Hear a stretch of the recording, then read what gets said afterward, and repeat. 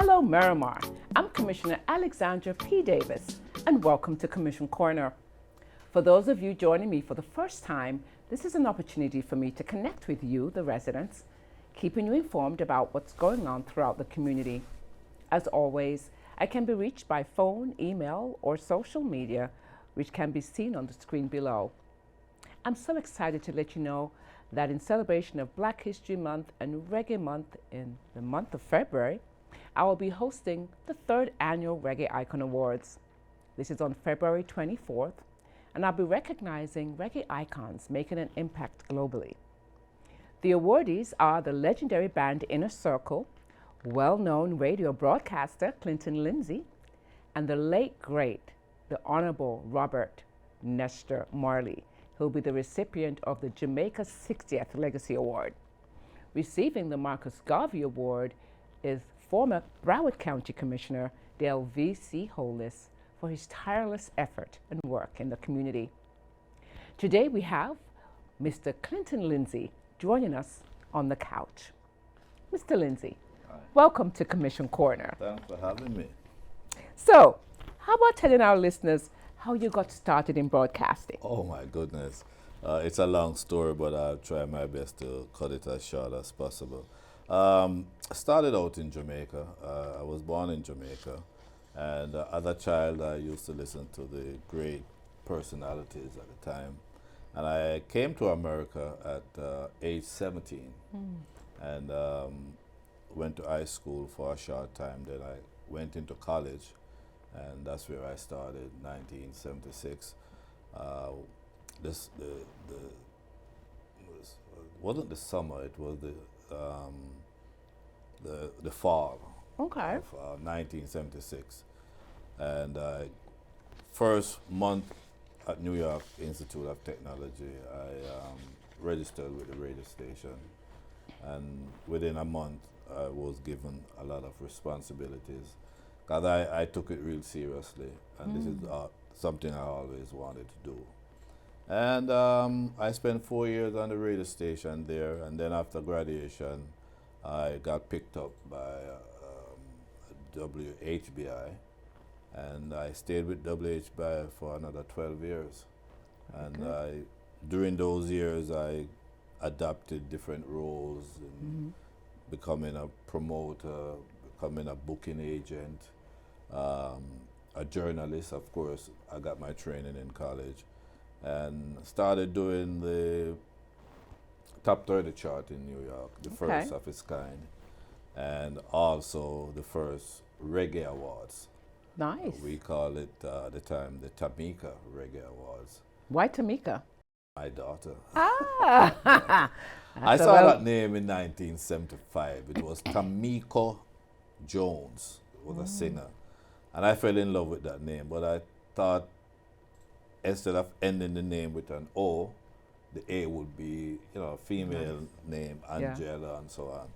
And everything I did at that time was all in her name. My booking agent was Tamika, booking agent. My production company was Tamika Productions. I guess you only have one child. She was my first daughter. Okay, so she gets everything. She gets everything. And, I have a son before her, 2 sons before her. Right, but I just love her, because one of the things that, she was the first one that I've witnessed being born. Okay. I was right there in the delivery room. Yes. I just love that girl. So everything was Tamika. Tamika. So that's why I got started. It sounds like you've been in the business for a long time. I mean, you started off maybe, 19 or 18? I was 20 to be exact. Okay. So right now I'm celebrating my 45th year. Wow. And I'm now 65. Nice. Well, congratulations yet again. Thank you very much. Yeah. So what is, there's people that want to get into the industry or maybe in the industry. What is the favorite part of that job? What did you like most doing as a broadcaster? The thing about broadcasting for me, it wasn't scripted like television. Okay. And you have the freedom. It was spontaneous. I never planned a show.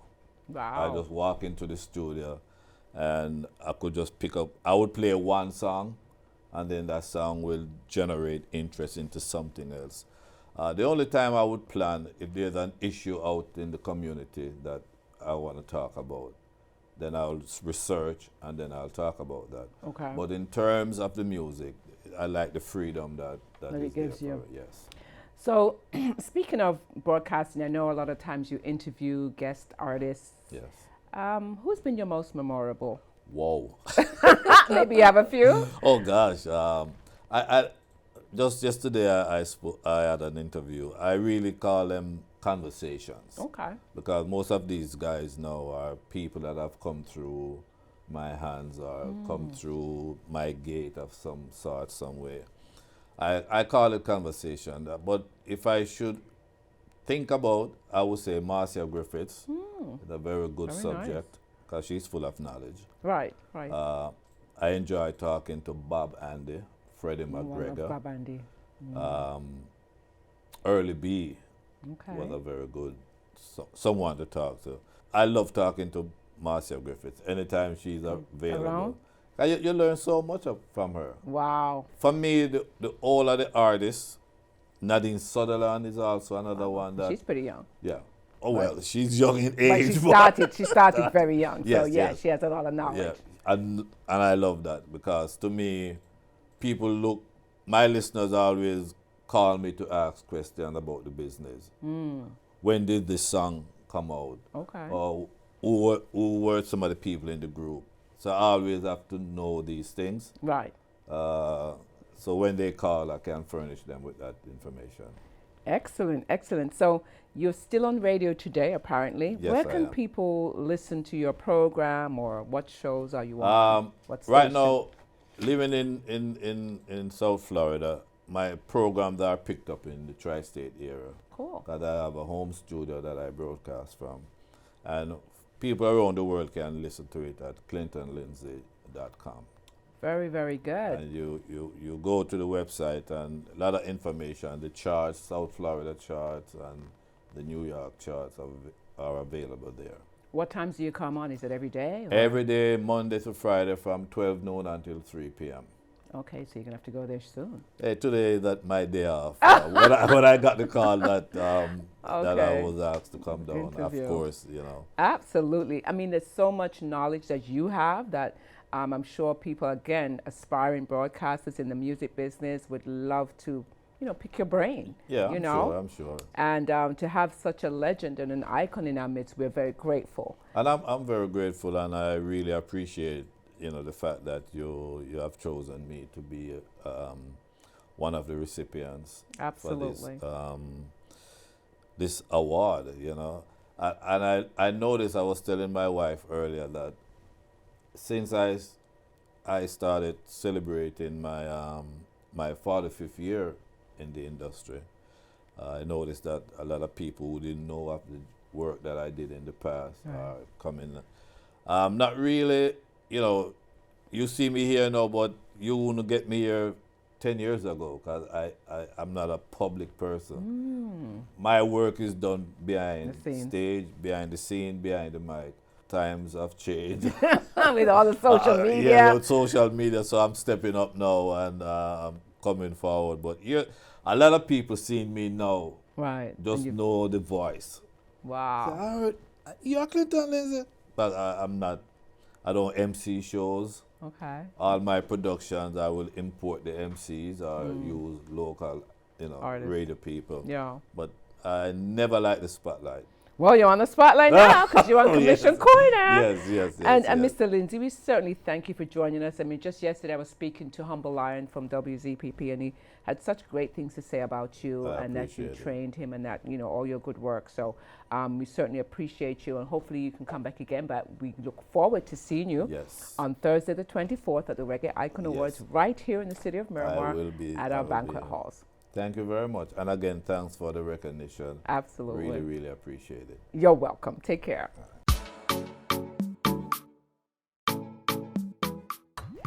This year's Afro-Carib Festival is back and better than ever. We have a great lineup that you won't want to miss. Grammy Award nominee and reggae superstar Protégé will be performing along with his band Indignation. Afrobeat star Afrobeat will also be performing his well-known hit Drogba Joanna. Included in the lineup is well-known Puerto Rican reggaeton artist EIX, along with other budding artists. Today, I have with me one of our performers, Alexandra Starr. Welcome to Commission Corner, Alex. How you doing, Commissioner Davis? Great. So great to have you. So, tell us a bit about how you started in the business. Oh, man. So I've been a full-time recording artist since my junior year in high school. Ever since I moved to Florida, I was in a recording group. We sang acapellas in the street, sold CDs, sold like 9,000 of them at $10 a piece. Good. Moved in with an NBA player, age 18 to 20. Became a young budding business entrepreneur in arts, and it's pretty much what I've been doing my entire life. Wow, and I Yeah. see when we looked at your bio, that's quite impressive. Your music has been, you're an Emmy-nominated performer, and you've been around for a while, according to your bio.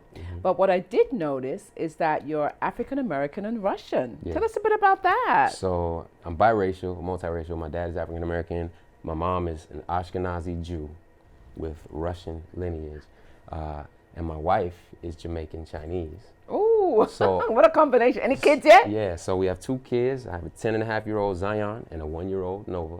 So they're kind of like just racially ambiguous. Yeah, there you go. We're I the like others. that. When I fill out forms or anything for race, I just put other. Yeah, it's just easier. Ain't really nothing else I can put. Yeah. Excellent. So, that being said, what kind of music do you create? What can we hear from you? What kind of music was nominated in terms of your Emmy nomination? So the kind of music I create is impact music. Basically, I use music as a vehicle for positive impact and to help people feel good and to help people gain confidence. The best way that I think I could put it is, in an industry filled with artists who love rapping and singing about how great they are, I find myself writing music about how great we are. And I like to uplift people, and that's literally been kind of like the defining characteristic of my career, is aligning my music with positive impact campaigns, organizations. For instance, I did a Super Bowl commercial to help save the coral reefs, where they used one of my songs and they asked me to custom rewrite my song, This Is My Era, to save coral reefs. I performed in the United Nations 5 times. I'll actually be there next week performing at a conference. I did an anthem for MSC Cruises to help them bring a positive light back to the Caribbean after Hurricane Irma destroyed Puerto Rico and St. Martin, and people didn't want to go because the news was bashing them. They brought me in to shoot a music video in those islands to show people, hey, we're back up and running and it's gorgeous, come. That's very nice. Most Impressive. recently, I worked with a South Florida organization called Handy, helping abused, neglected, disadvantaged youth. And I did a songwriting workshop with teens living in foster care, where I helped them write and record an original album of their music built around their life experiences. So in essence, I had deep, intimate conversations with these kids who are in the system, got bullet points on their lives around topics that I presented each day. I helped them, I basically ghost wrote lyrics for them and performed them for them. So they now have custom verses built around their lives, and then they recorded them. I recorded my verse, my chorus, and we put the album out. It's called Library of Us. Wow. So, things like that. I use my music as a vehicle for positive impact. And change. That was the long answer, but there's a lot more that I left out. Wow, that's very good for such a young person to really take that on and to have a message based on their music. I appreciate it. It's great. I appreciate it. Purpose is literally what keeps me in the music biz. If I didn't have purpose behind my music, I wouldn't want to be in this business. And because you mentioned that, I wanted to find out which artists do you most look up to or, emulate? So my favorite artist to this day has been this way probably since like '05, Damian Marley. Really? Junior Gong. He's like Bob Marley with bars. Yeah, he's nice. Right? I love his music. And he sings, he DJs, and he got lyrics, he got melody, and all of his music is positive, it's pro-social, it says something, it stands up for the underrepresented. Like, it's dope, and it goes hard, but it's not ignorant. And that's what my brand is in alignment with. And it's funny because he's also biracial, multiracial. Exactly. So, I consider myself like a mainland Junior Gong. yeah, nice. Yeah. I hope he knows that. I hope so too. All right, my dear. So what can we expect? You know, we're having the Afro-Caribbean Festival and you're going to take the stage. What can people expect to hear from you when you go up there and you face the crowd? How are you going to, you know, what you going to give them? Oh, it's going to be so beautiful. I'm doing a completely live set. So it's going to be my band, the Golden People. So we're Alexandra, Starr, and the Golden People. Nice. It's going to be completely live, and what to expect would be, expect something completely different than what one would think comes out of South Florida.